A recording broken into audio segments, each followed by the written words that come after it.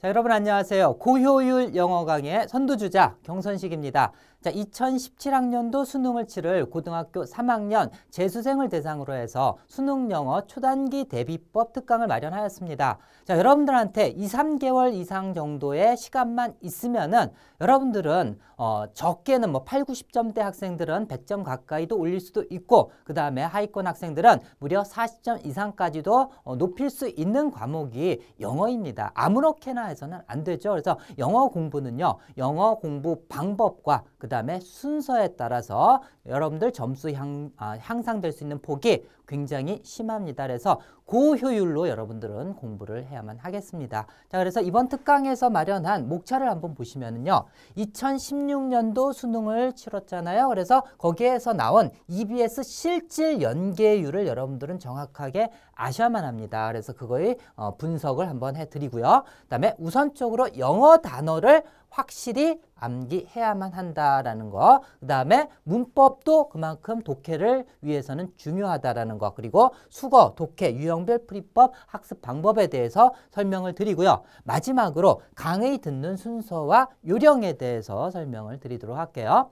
자, 그러면은 2016년도에 치른 EBS 실질 연계율과 분석을 먼저 보도록 하죠.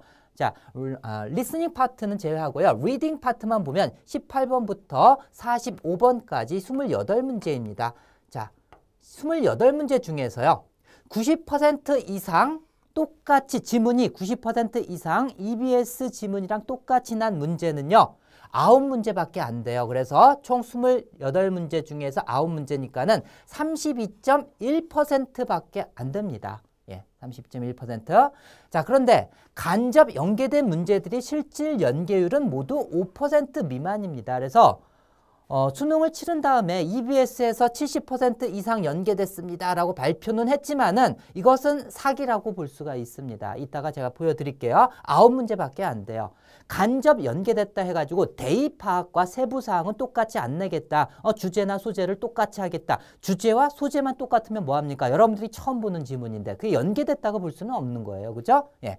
자, 그리고 28번은 어법 문제이기 때문에 똑같이 났다 하더라도 여러분들 거기에서 어법을 갖다 판단하는 것이기 때문에 실질적 EBS 연계의 도움은 별로 안 된다고 볼 수가 있어요. 그래서 요 한 문제까지 빼버리면은 사실은 29% 정도밖에 안 됩니다. 그래서 결국 실질 EBS 연계율은 30% 내외밖에 안 됩니다. 나머지 70%는 여러분들 실력으로 풀어야 된다는 얘기예요. 그죠? 예. 자, 그러면은 간접 연계됐는데 거기 정부에서는 연계됐다고 주장하는 게 어떤 건지 한번 하나만 예를 들어 볼게요. 18번 문제가요, 다음 글이 목적으로 가장 맞는 것은인데요. 자, 이것은 수능에 나왔던 문제이고요. 여기에서 짐나스틱스 서머 캠프에 대해서 스케줄을 갖다가 변경하고 싶습니다. 이런 그러한 내용입니다. 이것은. 자, 그런데 EBS에서 똑같이 났다라고 연계가 됐다라고 주장하지만 앞에 나온 지문과 유사한 게 요 하나밖에 없어요. 짐나스틱 서머 캠프. 요것은 이 캠프가 어떻게 진행되고 어떤 내용인가를 갖다가 적은 것밖에 안 되고요. 여기에 있는 지문이랑 그 다음에 여기 있는 지문, EBS에 있는 지문이랑 수능에 출제됐던 요 지문과 유사한 점은 요 세 단어밖에 없어요. 다른 거는 연계가 안 된 거야. 이걸 가지고서 소재가 똑같다라고 해가지고 연계됐다라고 이렇게 주장을 하는데 연계 안 된 거예요. 사실은. 그죠? 예. 누가 봐도 그래요. 그래서 실질적 연계율은 30%밖에 되지 않는다라고 여러분들은 볼 수가 있습니다. 30% 내외. 자, 그래서 EBS를 그러면 어떻게 학습하는 것이 효과적인가? 자, 어휘, 문법, 독해 이러한 기본기 없이 다급하다고 해가지고 30%밖에 출제가 안 되는 EBS만 가지고 공부를 하게 되면 어떤 결과가 있을까요? EBS 비연계 문제 70%는 풀 수가 없어요. 대비할 수가 없습니다. 예. 자, 그리고 공부 시간이 몇 배 더 든다. 이건 무슨 얘기냐 하면은 어휘나 문법이나 독해 실력이 있는 상태에서 EBS 독해 연습을 하잖아요. 그럼 그동안 쌓아왔던 걸 갖다 응용하는 연습도 하고 그동안 암기했던 어휘에 대한 복습도 하면서 공부를 할 수 있을 텐데 아무것도 없는 상태에서 EBS 하면은 여러분들이 시간이 엄청나게 듭니다. 막히는 어휘 때문에 해설도 보고 독해가 잘 안 되니까는 막 또 연구하고 해석 보고 이런 식으로 하다 보면은 한 지문 공부하는데 30분 또는 1시간 이상까지도 들 수 있기 때문에 다 볼 수 있다는 것도 불가능하게 되는 거죠.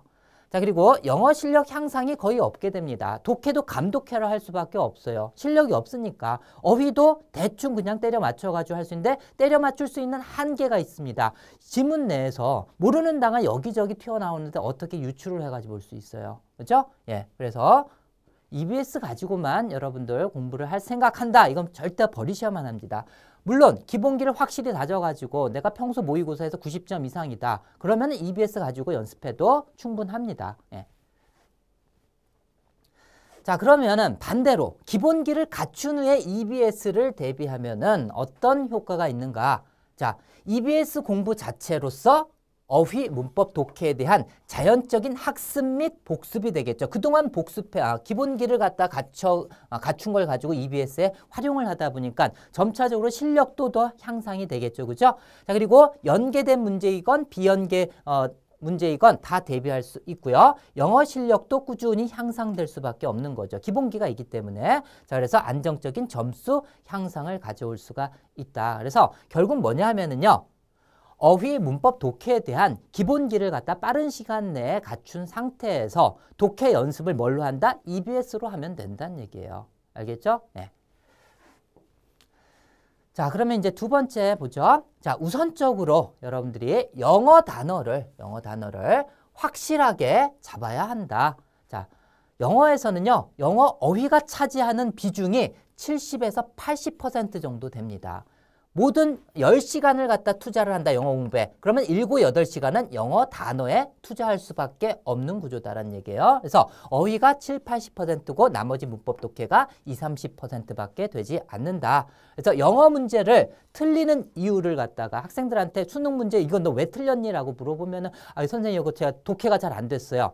실질적으로 그걸 딱 보면은 사실 독해가 안 돼가지고 독해 문제를 틀릴 거겠죠. 그죠? 근데 독해가 왜 안 됐는가를 갖다 이렇게 딱 물어보면은 너 이 단어 알아? 이 단어 알아? 몰라요. 모르기 때문에 틀린 거예요. 즉, 문장 내에 모르는 어휘 때문에 문제를 틀리는 경우가 7, 80% 이상이라는 얘기입니다. 그만큼 어휘 비중이 굉장히 높다는 얘기예요.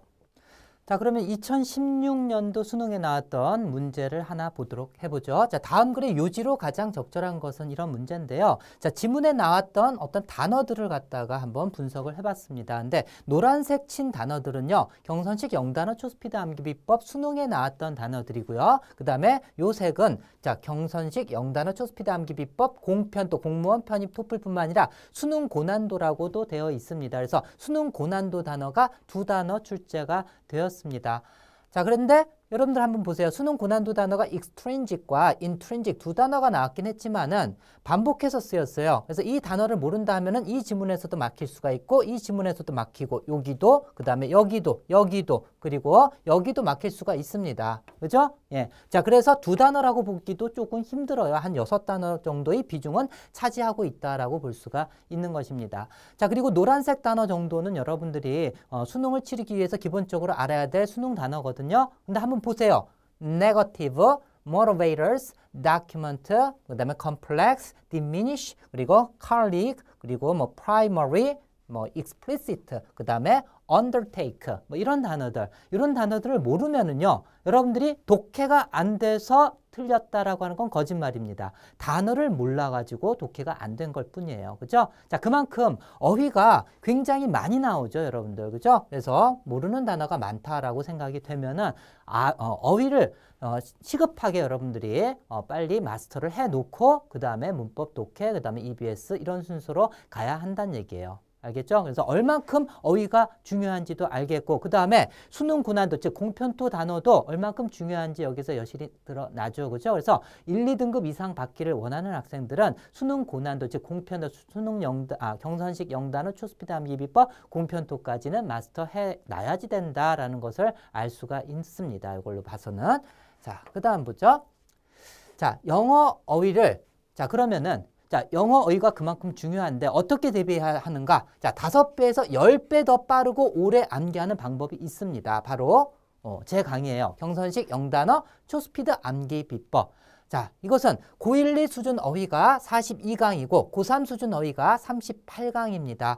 자, 여러분들 요 42강이지만은 완벽하게 보자마자 이 뜻을 갖다가 딱 알아낼 수 있을 정도로 공부를 하려면은요. 복습 시간까지 다 포함한다면은 하루 3시간씩 공부를 해도 5개월에서 한 8개월 정도는 걸리는 그러한 분량입니다. 고1, 2 수준만 하더라도. 자, 그런데 경선식 영단어 초스피드 암기 비법은 10일에서 12일 정도면은 완벽하게 암기가 되는 강의예요. 자, 거짓말 같지만은 많은 학생들이 증명하고 있는 그러한 부분입니다. 고3 수준 어휘도 마찬가지고요.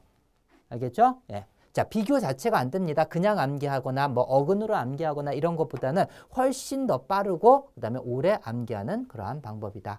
자, 그러면은 자, 이것에 대해서 검증된 그러한 결과가 또 있습니다. 자, 대한민국 어휘 수강생 무려 12년간 연속으로 독보적으로 1위를 해오고 있습니다. 자, 그리고 경영초 누적 판매가 220만 권 이상이 판매가 되었고요. 12년 연속 수능 어휘 베스트셀러에 올라가 있고 최근 9년 연속 탑3 즉 베스트셀러 그러니까 3위 안에 들었던 그러한 책들 그 서적 중에서 수능 어휘 적중률 1위를 하고 있습니다. 자, 10년 넘게 3위 안에 계속 3위가 뭡니까? 1, 2위를 갖다 계속 유지를 해온 단어가 바로 경선식 영단어 초스피드 암기 비법이에요.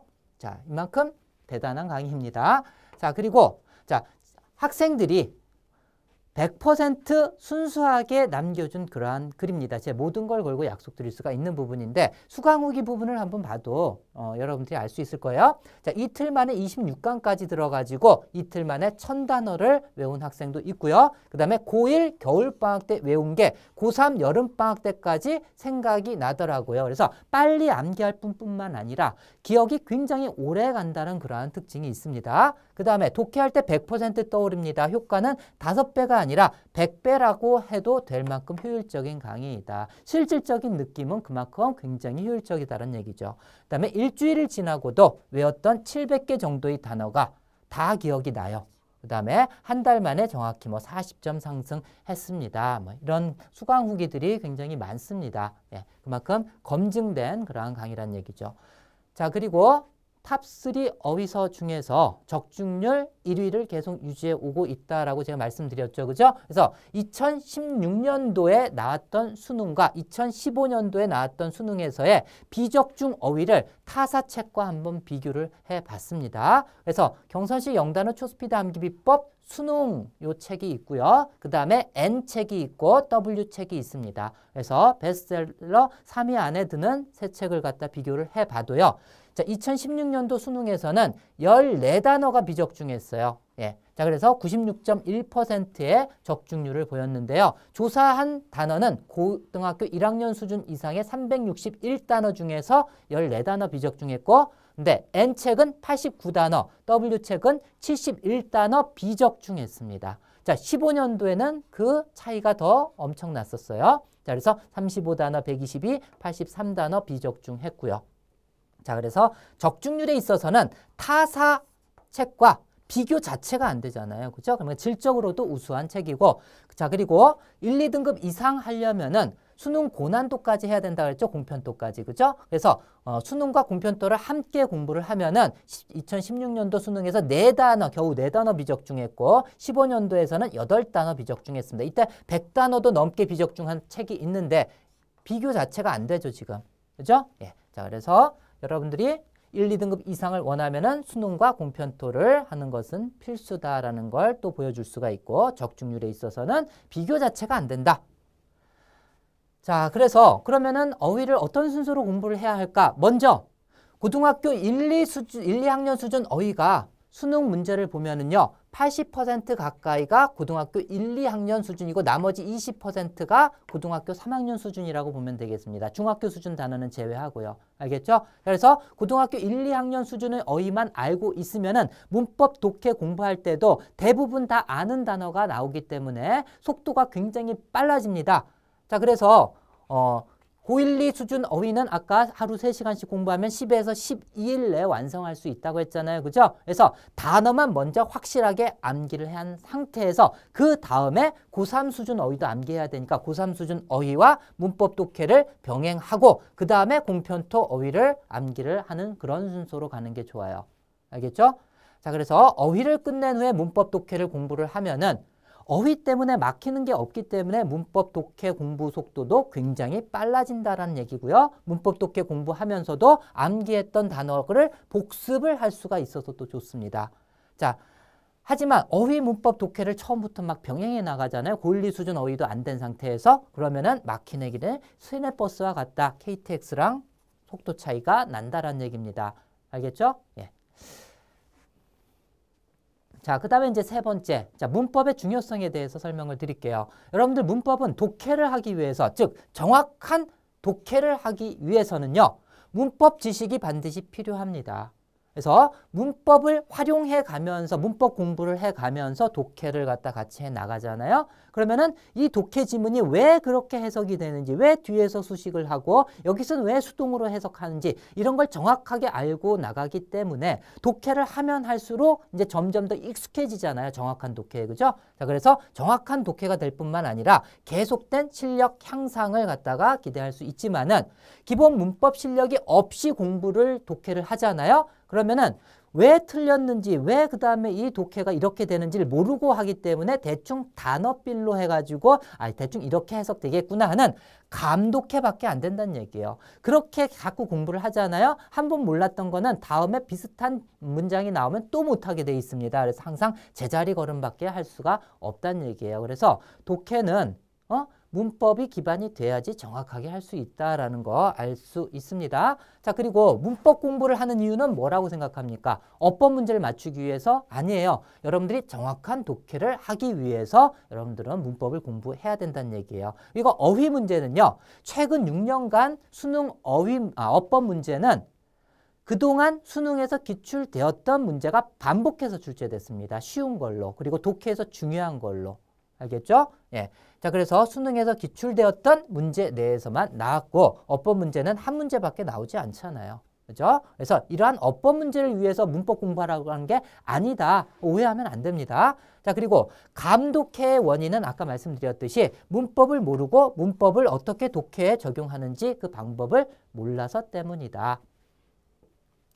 자, 그래서 제 강의는요. 초스피드 통쾌한 문법인데 총 23강으로 되어 있습니다. 타 강사들의 문법 강의들과 비교하면은 굉장히 적은 수의 강의지만은 여러분들이 강의 수가 적다고 해가지고 내용이 부실하거나 뭐 이런 건 절대 아닙니다. 오히려 내용은 더 알차고 그 다음에 필요한 것만 배우고 그래서 최근 10년간 수능 및 모의평가에서 어법 문제 적중률은 100%를 보이고 있어요. 알겠죠? 자, 그리고 다른 강의와 차별되는 것은 문법을 배웠으면은 문법을 왜 배운다 그랬어요? 독해를 하기 위해서.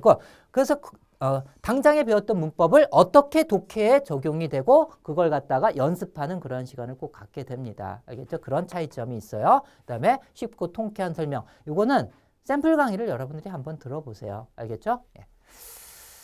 자, 수강 후기 한번 보면은요. 문법에 대한 수강 후기입니다. 자, 대한민국 최고다. 웬만한 강의와 교재는 다 봤지만 이렇게 영화가 가본 느낌은 처음입니다. 자, 이해할 것과 암기할 것을 또 나눠준다는 것이 제 강의의 또 특징이에요. 그래서 뭘 암기해야 될지, 뭘 이해하고 넘어가야 될지 잘 몰라가지고 시간이 훨씬 더 많이 걸리는 경우가 많습니다. 그래서 암기만 해야 할 양이 50% 이상 줄어들고 모든 문법 사항이 제대로 개념에 박혔고 항상 독해를 염두에 둔 문법 강의이기 때문에 200% 알찬 강의다. 자, 앞에서 설명드린 거와 마찬가지 내용이죠. 그죠? 학생이 직접 그렇게 느낀다는 얘기예요. 자, 그리고 어디에서도 이런 식의 강의를 듣지도 보지도 못했다.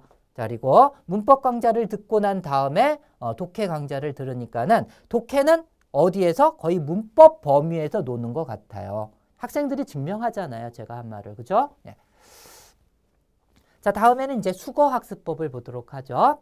자, 경선식 수능 영수고 초스피드 암기 비법이란 제 강의가 있는데요. 자, 수거도 그냥 무작정 암기해가지고는 효율이 많이 떨어집니다. 그래서 전치사나 부사에 강해지면은 독해에서도 약점이 없어진다. 자, 한 가지 예를 들어 드릴게요. 자, fall off는 어디에서 떨어지다, see off는 뭘 배웅하다, 그다음에 keep off는 떨어져 있다, 물러서다 뭐 이런 뜻이거든요. 근데 이걸 갖다가 수거처럼 fall off, see off, see off 막 이렇게 반복해서 암기할 필요가 없다는 얘기예요. 자, off라는 요 의미, 즉 전치사 부사의 의미에 일단 강해져야 되거든요. 이것이 기본적인 뜻 중에서 하나가 바로 어디에서 떨어져서 떼어내요 이런 뜻을 갖고 있습니다. 어디에서 떨어져서 떼어내요. 자, 그러면 보세요. 나는 떨어졌단 얘기예요. 근데 어디서부터 떨어졌어요? 자, 사다리로부터 떨어져서라는 뜻이죠. 떼어내서. 그죠? 떨어져서. 자, 그 다음에 나는 공항으로 갔습니다. 뭐 하기 위해서? 그를 보기 위해서. 그가 뭐 하는 걸? 떨어져 나가는 걸. 나로부터 떨어져 나가는 거니까는 안녕 하면서 배웅하는 거죠. 그래서 see off라고 하는 것은 배웅하다라는 수거예요. 자, 그리고 keep off the grass. 자, 이것은 잔디밭에서 떨어져서 유지해라. 즉 떨어져 잔디밭에 들어가지 말란 얘기죠. 그죠? 암기할 필요가 없는 그러한 수거들이죠. 그리고 이해를 하면 쉽게 암기할 건데 그냥 또 look forward to ing, look forward to ing 막 이런 식으로 해서 계속 몇십 번 반복할 필요가 없는 그러한 수거들도 있어요. 자, look forward to ing. 일단 to 다음에 ing 동명사가 나왔다라고 하는 것은 to가 전치사기 때문에 뒤에 동명사가 나온 거예요. 전치사로 쓰였으면 의미가 뭐예요? 어느 쪽을 향하여 이런 뜻을 갖고 있죠. 어느 쪽으로, 그죠? 그래서 ing 하는 동작 쪽을 향하여 앞으로 내다본다라는 얘기입니다. 자, 앞으로 계속 내다보고 있다는 건 바로 뭐예요? 아, 이제 사랑하는 애인을 만나기로 했는데 언제쯤 올까 하면서 계속 올 방향을 쳐다보고 있겠죠? 그래서 뭔가 학수고대하잖아요. 그런 느낌으로 암기하면 되는 거예요. 그래서 look forward to ing면 뭐뭇을 학수고대하다라는 뜻이고요. look after는요. 자, 돌보다라는 뜻입니다. 그냥 암기할 필요가 없어요. 이것도 뒤를 보는 거예요. 자, 아기를 돌볼 땐 어떻게 돌봐요? 아기를 막 쫓아다니면서 혹시 넘어질까 어디에 부딪힐까 하면서 이렇게 쫓아다니면서 보잖아요. 그죠? 그래서 아기 뒤를 쫓아다니면서 보는 거예요. 그래서 look after, 뒤를 본다. 즉 아기 뒤를 보는 거 연상하면 되겠죠? 그래서 돌보다. 그런 식으로 이해해가면서 암기하면은 수거도 암기할 분량이 확연하게 줄어들게 됩니다. 자, 그래서 제 강의 특징이 바로 그런 거예요. 자, 그 다음에 이제 독해 학습법 한번 보도록 하죠. 자, 독해는 문법에서 나와서 정확한 독해가 된다고 했어요. 그래서 문법에서 나온 독해 원리가 있습니다. 그래서 수학에서도요. 원리를 알면은 원리를 확실하게 이해하고 나서 그것에 대한 각 유형별 문제들이 있잖아요. 그죠? 그것만 확실히 해놓으면 여기에서 파생된 100개, 1000개의 문제도 여러분들이 응용해서 풀 수가 있는 능력이 생깁니다. 자, 영어에서도 이 원리에 해당하는 것이 문법을 통한 독해 원리예요. 독해 원리를 알면은 처음 문장들도 응용해가지고 여러 문장들, 어떠한 문장도 해석이 가능해지겠죠. 그죠? 근데 거꾸로 해석한다는 건 이 원리를 이해하지 못하고서 왜 그렇게 해석되는지 원리를 이해하지 못하고 문장 자체 해석 연습만 계속 뭐 몇천 문장, 뭐 몇만 문장을 해봤자 원리 파악하기가 굉장히 힘들어요. 감독해밖에 될 수가 없다는 얘기예요. 알겠죠? 예, 그래서 독해 원리를 갖다가 확실히 알아야만 한다. 자, 그리고 수업받은 독해 원리는 선생님한테 강의를 듣고 난 다음에는 집에 가서 복습하는 학생들이 극히 드물죠. 그래서 잊어버리게 됩니다. 자, 그럴까 봐 저는 수업 내에서 독해 원리 설명한 걸 가지고서 학생 혼자서 연습하도록 하고 같이 한번 해석을 더 해보고 그다음에 해석할 시간을 분명히 준 다음에 다음 독해로 또 넘어가고 그러고 있습니다. 자, 그리고 속독 연습을 위해 가지고 이것은 한 가지 팁인데요.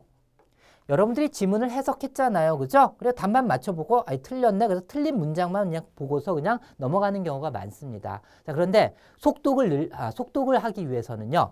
여러분들이 해석한 문장을 갖다가 처음에 막 막혀가지고 연구해가지고 이게 이런 뜻이구나 이런 뜻이구나 해가지고 공부를 했을 거 아니에요. 그러면은 여기에서 처음부터 다시 한번 쭉 읽으면은 여러분들이 한번 읽었고 연구를 했던 문장이기 때문에 쭉쭉쭉쭉 직독직해로 좀 더 빠르게 해석을 할 수가 있습니다. 이런 식으로 연습을 했을 때 속독 능력이 향상이 되게 되어 있습니다. 그래서 자신이 한번 읽었던 문장은 바로 다시 한번 꼭 읽어보는 습관을 가져라 독해 하나의 팁이에요. 자, 그래서 제 강의는 또 다른 독해 강의랑 비교해 봤을 때 굉장히 짧아요. 자, 초스피드 통쾌한 독해 기본 10강, 독해 완성 10강입니다. 왜냐하면은 독해 원리를 가르쳐 주기 때문에 그래요. 독해 원리. 이걸 응용해 가지고 여러 문장을 갖다가 해석할 수 있는 그러한 능력을 키워주거든요. 그래서 독해 원리를 가르쳐 주고 그다음에 강의를 듣게 되면 저절로 직독직해가 가능해집니다. 제가 직독직해로 강의를 하기 때문에. 그리고 강의 자체만으로도 독해력 향상이 된다라고 하는 것은 수업 시간 내에서 저랑 한번 연구했던 문장을 같이 끊어읽기 연습을 한번 하게 되고 그 다음에 여러분 혼자 하는 시간을 꼭 갖기 때문에 강의 자체만으로 그 시간 자체만으로 독해력 향상이 된다는 얘기예요. 자, 그래서 그 독해에 대한 수강 후기들을 한번 보도록 하죠. 자, 처음엔 독학으로 하루 30지문 이상씩 독해를 무작정 했습니다. 많은 시간을 투자했겠죠. 30지문이면. 그래서 한두 달간 계속 지속했지만 약간의 상승만 있었을 뿐 근본적으로 독해의 구멍이 메워지지 않더라고요. 이게 뭐예요? 감독해를 해서는 안 된다. 제자리 걸음밖에 될 수 없다라고 했어요. 그렇죠? 그래서 초통독 강의 수강 후에 독해 지문을 제대로 해석하고 넘어가는 쾌감.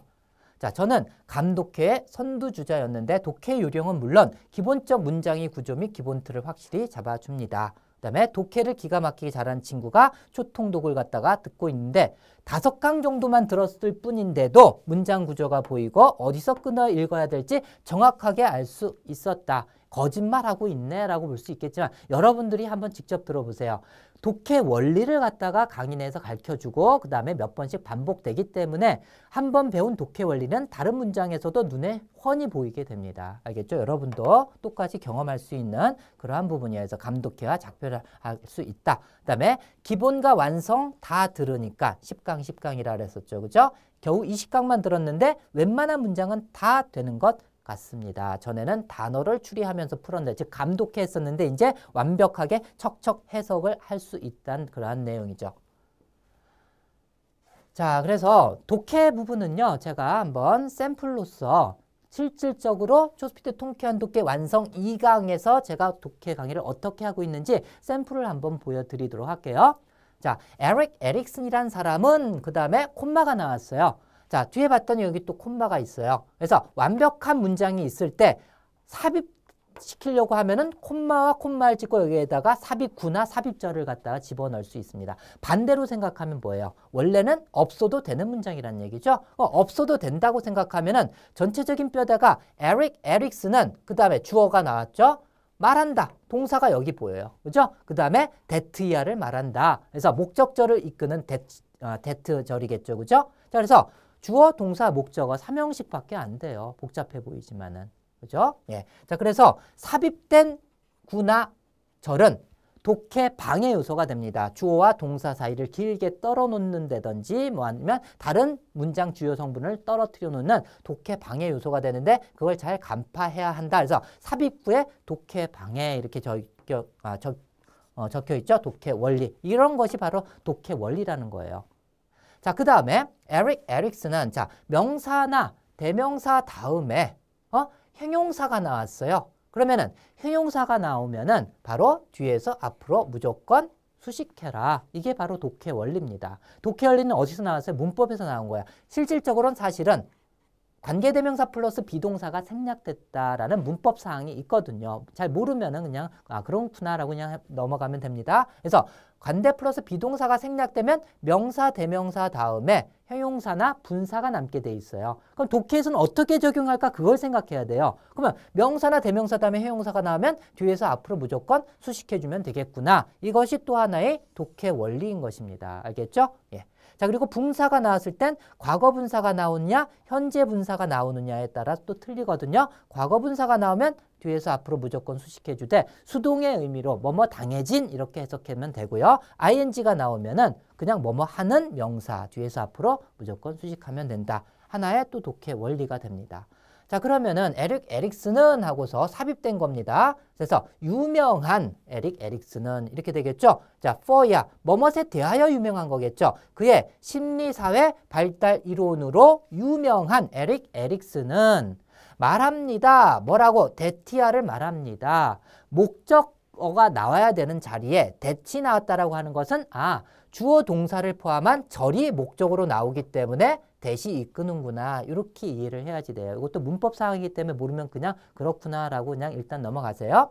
자, 그러면 거꾸로 생각해야 돼요. 독해는 문법과. 그래서 타동사 다음에 대절이 나왔다 하면은 뒤에 뭐가 나온다? 주어 동사가 나온다라고 기대하고 직독직해를 가야지 돼요. 그러면 뭘 말하냐면 자, 주어 동사가 나올 거니까 이게 주어일 거란 말이에요. The first issue가. 첫 번째 문제는 동사가 나와야지 되는데 동사 안 나왔어요. 또 하나의 관사 플러스 명사가 나왔습니다. 이런 경우는 이거 명사 다음에 주어 동사가 나오겠구나. 이렇게 익숙해집니다. 나중에는. 그래서 명사 다음에 주어 동사가 나오면 뒤에서 앞으로 무조건 수식해줘라. 이것도 하나의 독해 원리예요. 왜 그러냐 하면은 목적격 관계대명사가 생략되었기 때문에 그래요. 그래서 관계부사가 생략돼도 주어 동사, 명사 다음에 주어 동사 순서가 됩니다. 그래서 명사나 대명사 다음에 주어 동사가 나왔다. 무조건 뒤에서 앞으로 수식하라. 이거 독해 원리입니다. 이것도. 알겠죠? 그래서 첫 번째 문제는 어떤 문제냐면 유아가 직면하는 첫 번째 문제는 그 다음에 동사가 또 나와야 되는데 동사가 안 나오고 부사구가 또 나왔어요. 그래서 부사구도 독해를 갖다가 방해를 하는 요소입니다. 알겠죠? 자, 요 주어랑 수식절, 요 수식하는 문장들은 뼈대를 이루지 못하죠. 요 부사구 다 없다라고 생각하면 첫 번째 문제는 실례입니다. 이렇게 이어지는 거예요. 알겠죠? 그러면은 여기에서 독해를 방해하고 있는 부사구 한번 보죠. 출생 바로 직후에 유아가 직면하는 첫 번째 문제는 실례이다. 이렇게 되겠죠. 그죠? 자, 그래서 독해 원리 다시 한번 복습해 보면은요. 삽입구가 나오면은 독해 방해 요소가 되니까 없다라고도 한번 생각을 해보자. 자, 그 다음에 명사 다음에 형용사나 분사가 나면 뒤에서 앞으로 무조건 수식해주자. 그 다음에 명사 다음에 주어 동사 순서에 그러한 문장이 나왔다면 뒤에서 앞으로 역시 수식을 해주자. 그 다음에 수식어구, 형용사구나 부사구가 독해를 방해하니까는 이것도 없다고 생각하면 전체적인 뼈대를 쉽게 볼 수가 있다라는 거죠. 예. 자, 그러면 우리가 배웠으니까는 끊어읽기, 직독직해 끊어읽기 연습을 해야만 합니다. 그래서 우리가 배웠던 걸 상기시켜주면서 제가 설명을 하게 돼 있어요. 그래서 에릭스는 삽입구가 왔네. 자, 그러면 자, 에릭슨 다음에 또 형용사가 왔으니까 뒤에서 앞으로 일단 수식을 해줘야 되겠죠. 그래서 에릭스는 어떤 누구냐면 유명한 뭐로서 그의 심리사회적 발달 이론으로 유명한 에릭스는 대티아라고 말합니다. 뭐라고 말하냐면 주어 동사가 나오겠죠. 자, 그래서 첫 번째 문제점은 명사 다음에 동사가 안 나오고 또 주어 동사가 나왔으니까 유아가 직면하는 첫 번째 문제점은 자, right after birth, 출생 직후에 바로 실례이다. 이렇게 되는 거죠. 자, 됐죠? 그죠? 예. 자, 그러면은 여러분들이 한번 1분 정도 줄 테니까는 혼자서 독해하는 시간을 제가 준다고 했잖아요. 한번 해보세요. 저한테 배웠으니까. 1분 드리겠어요.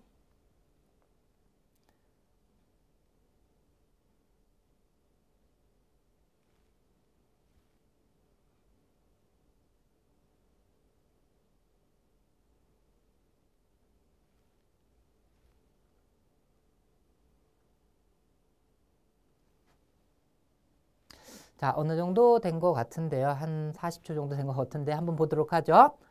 자, 여러분들 해석하는데 막히는 학생이 분명 있을 거예요. 왜 그러냐면은 단어를 몰라서. 그래서 infant 하면 유아고요. 그 다음에 뭐 issue 하면 문제고, well known 하면 유명한, 뭐 이런 거 theory 하면은 이론이란 뜻이고. 예, 이 단어가 물으면은 역시 제가 앞에서 말씀드렸다. 단어 물으면 문법 독해에서 굉장히 막히게 된다라고 했어요. 근데 단어를 갖다 아는 상태에서 독해 연습하는 거잖아요. 그죠? 그래서 단어만 알면 제가 가르쳐드린 그러한 독해대로 똑같이 아마 따라서 할 수 있을 겁니다. 이렇게 이런 식으로 판박이식으로 따라하면서 혼자 연습을 해 나가게 되면 여러분도 모르게 저절로 독해가 향상이 될 수 있다는 얘기예요. 알겠죠? 독해 원리를 바탕으로 한 독해 강의였습니다. 자, 그 다음에 정확한 문제풀이와 시간을 줄여주는 초스피드 유형별 풀이 비법이 있습니다. 수능은 유형별로 나오잖아요. 글이 목적, 글이 주제, 작가의 심경, 순서 정하기 뭐 이런 것들 많잖아요. 그죠? 그래서 각 유형별로 풀이 비법이 따로 있습니다. 그래서 핵심되는 부분만 읽는 방법이 있는데요. 정확한 풀이를 할 수 있게 해주고 전체적인 수능 보는 시간을 7분에서 15분 내외로 절약시켜 줍니다. 7분에서 15분 정도를. 굉장한 시간이에요. 전체 시험 시간 중에서. 그죠? 그래서 이 아낀 시간을 갖다가 여러분이 막히는 고난도 문제에다가 투자를 해가지고 만점으로 갈 수 있는 아주 핵심적인 그러한 강의가 되겠습니다. 그래서 최근 5년간 수능 및 모의평가에서 초스피드 유형별 풀이비법 적중률은 95% 이상입니다. 5년이 아니라 한 10년 정도 계속 그래 왔어요. 그래서 여러분들이 이것도 한번 샘플 강의를 한번 들어보도록 하세요. 알겠죠? 그래서 나중에 어휘와 독해 실력이 이제 어느 정도 완성이 되면은 여러분들이 필요한 부분만 읽고도, 즉 전체 문장에서 한두 문장만 읽어도 답이 보이는 게 꽤 많습니다. 사실은 그런 문제로 그런 문제풀이 방법을 갖다 익혀가지고 시험 시간을 줄이고 또 정확하게도 문제를 풀 수 있는 그러한 방법을 설명한 그러한 강의가 되겠어요. 자, 그러면은 지금까지 설명한 그러한 각 분야에 대해서 어떤 순서로 공부하는 게 좋은가? 물론 경선식 영단어 초스피드 암기 비법 중학기 필요한 학생이 있어요. 중학교 1, 2학년 수준 어휘 수준도 안 된다. 포기하지 마세요. 중학 단어부터 하도록 하세요. 이것도 하루에 여러분들이 한 3시간에서 한 5시간 한다면은 일주일 정도 내에 완벽하게 암기가 가능합니다. 알겠죠? 자, 그리고 처음에 여러분들이 공부할 때 경선식 영단어 초스피드 암기 비법 수능 고1, 2 과정부터 하라고 했죠. 단어만 하는 거예요. 문법 독해 말고 단어만. 그래서 하루 3시간 했을 땐 10에서 12일이잖아요. 그죠? 5시간 정도 해가지고 한 일주일 정도 만에 끝내도 되겠습니다. 그래서 단어 실력을 갖춘 상태에서 어떻게 하라 그랬어요? 고3 과정과 문법을 갖다가 병행해 나가라고 했잖아요. 그죠? 그래서 경선식 영단어 초스피드 암기 비법 수능 고3 과정과 초스피드 통쾌한 문법을 갖다 병행해 나가되 기초가 너무 부족한 학생들은 문법 왕초보 탈출도 같이 들어라 라는 얘기입니다. 자, 그 다음에는 독해를 갖다가 나가야지 되겠죠. 초스피드 통쾌한 독해 기본 10강이라고 했습니다. 그래서 독해를 갖다가 기본을 갖다가 완성하지 않은 상태에서 이전에 독해를 갖다 연습을 하게 되잖아요. 그러면 감독해밖에 될 수가 없겠죠. 독해 실력이 부족한 학생들은. 그죠? 근데 10강만 들어도 어느 정도 독해 요령을 갖다가 독해 원리를 습득해 있는 상태이기 때문에 이때부터 독해 연습을 갖다가 해 나갈 수가 있습니다. 완성을 해나가면서 해서 완성 들어나가면서 독해 연습을 갖다가 병행하도록 하세요. 이때는 어려운 것보다도 여러분들 수준에 내가 고등학교 1학년 수준의 지문은 어느 정도 쉽게 독해할 수 있다면 고1 수준부터 고2 수준까지 이것만 바라는 게 아닙니다. 고1 수준, 고2 수준에서 단계별로 한 2권 정도만 뛰는데 그렇게 오래 걸리지 않을 거예요. 알겠죠? 그래서 독해 연습을 하면은 이제 여러분들이 어휘, 문법, 독해에 대한 기본 교리를 완벽하게 이제 갖추게 될 겁니다. 그때부터 이제 초스피드 유형별 풀이 비법 강의를 활용하고 그 다음에 EBS를 가지고서 독해 연습을 갖다가 해 나가는 거예요. 그러면서 이제 경선식 영단어 초스피드 암기 비법 공편토까지 해서 수능 1, 2등급 이상을 노려야지 되겠죠. 거기에다가 경선식 영수고 초스피드 암기 비법과 그 다음에 EBS 독해 연습을 계속 꾸준히 해 나가면 되겠어요. 자, 요 과정은요. 핸드폰으로 사진을 찍어 놓던지 적어 놓던지 하고서 요 순서대로 여러분들이 해 나가면은 짧게는 2, 3개월 정도면은 완성할 수 있는 여기까지가 완성할 수 있는 그러한 코스가 되겠습니다. 알겠죠? 자, 그리고 한 3, 4개월 정도면은 여기까지 여러분들이 요 정도까지는 완성할 수 있고 EBS는 꾸준하게 공부를 따로 또 해 나가야지 되니까는. 됐죠, 그죠? 예. 여러분들이 하루에 뭐 10시간씩 투자한다 하면은 1개월에서 뭐 한 2개월 정도면은 여기까지 다 완성할 수 있고요. 자, 그러면은 이상으로 수능 영어 초단기 대비법 특강을 마치도록 하겠습니다. 자, 감사합니다.